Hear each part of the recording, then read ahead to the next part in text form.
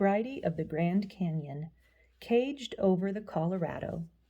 The wind blew in little gusts into the tunnel and worked through the dampness of Bridie's coat. He felt the chill against his skin and shivered. The man mistook the shaking for fear. "Ha!" His voice made a ghostly whine in the tunnel. "You're scared. You're no angel. You're a scared devil. And I can whop a scared 'un." Stooped like some monster ape, he advanced slowly toward Bridie, long arms dangling below his knees. Bridie stiffened. He did not dare edge out of the tunnel backward. It would mean falling to his death. He turned around, but the dark hulk leaped at him and with a sudden motion flung a belt around his neck. In panic, Bridie tried to toss his head free, but the ceiling of the tunnel was too low. He felt the belt buckle jerk into place and saw gold teeth grinning at him. Then a hard, flat hand boxed him across the ears. "Now, you bony broomtail," the ghostly voice said, "I'll break that sassy free spirit of yours." Planting himself against the entrance to the tunnel, Irons unwound one of his puttees and made a cinch around Bridie's barrel. He tied 2 heavy bags of ore to the cinch and then stood back, coldly eyeing the weighted figure. "You came just like I whistled for you. With 2 bags of samples to show in town, I'll find grub stakers a dime or dozen. And now, Broomtail, the law'd never look for a man to cross the river on a day like this, eh?"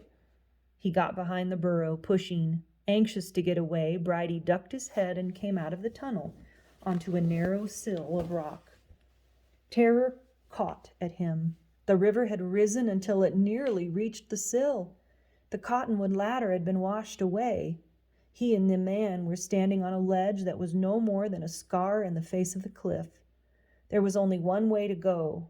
The sill of rock led to a catwalk, and this in turn led to a brow-like platform where a cable spanned the river, carrying the cage to the opposite shore. Bridie, with the man, following close behind, made his way up the cliff. His pack scraped against the wall at each cautious step. The storm tore at him, and only the anchor of heavy ore held him to the narrow trail until he came to the platform.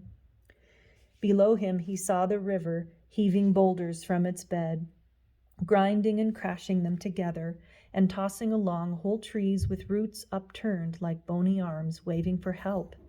The wind was in league with the river, whipping the cable back and forth, shaking the cage like some wildcat with its prey. Jake Irons seemed to gain power from the elements. With great long sweeps of his arms, he worked the cable, pulling the cage in toward the platform. At sight of the oncoming thing, Bridie reared up on his hind feet. But the man was cat-quick, grabbing him, choking him with the belt while the cage went hurtling back to center.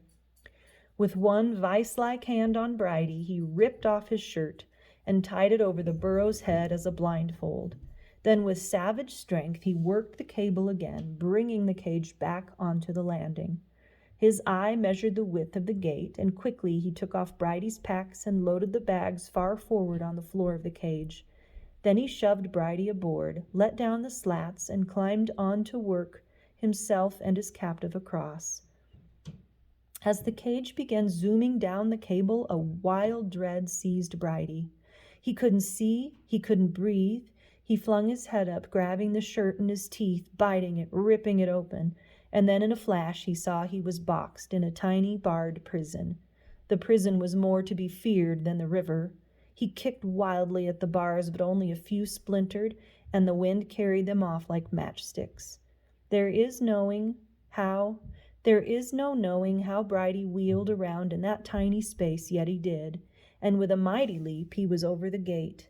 But the belt around the neck caught on a stud post, and there he hung, suspended over the river, his body thrashing wildly to free itself.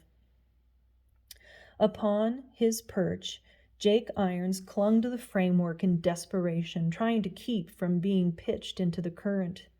His legs hugged the bars, and his frenzied hands fished for a knife, found it, and slashed Bridie's neck strap where it hung on the post. With a mighty splash, Bridie fell into the river. His body sank for a long moment while the raging waters wrenched off his cinch and swirled him around and around. He struggled against the waves, but cruel eddies kept pulling him down. He tried to keep his nose above water. He gulped for air. It stank with the odor of dead fish, but he sucked it into his lungs and felt his body rise. He gulped again. He swam a stroke or two and again drew in the foul air. A floating limb struck him across the neck and then glanced off as if it had met its match. He grappled and swam his way toward a boulder, clawed for footing, but it was slippery with mud, and he slid back into the water.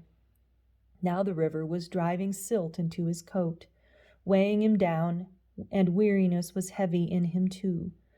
On the bank he saw a lone beaver eyeing him forlornly. How far to that shiny eye? 2 breaths away? A dozen? He fixed on the eye as on a goal and swam toward it.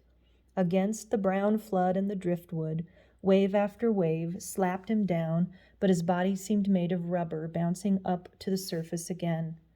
Maybe it was that shiny eye pulling him out of the river, guiding him like a beacon. Or maybe it was his great lungs developed in climbing canyon walls. Whatever it was, from deep within, Bridie drew one mite more of strength, and now he scrambled up the river's beat, up on the beaver's rock, gasping for air. When his sides stopped heaving, he shook his coat, spraying water and mud over his furry little savior. Then he tossed his head. The neck strap was gone. He shook his body to make certain the cinch and the bags of ore were gone too.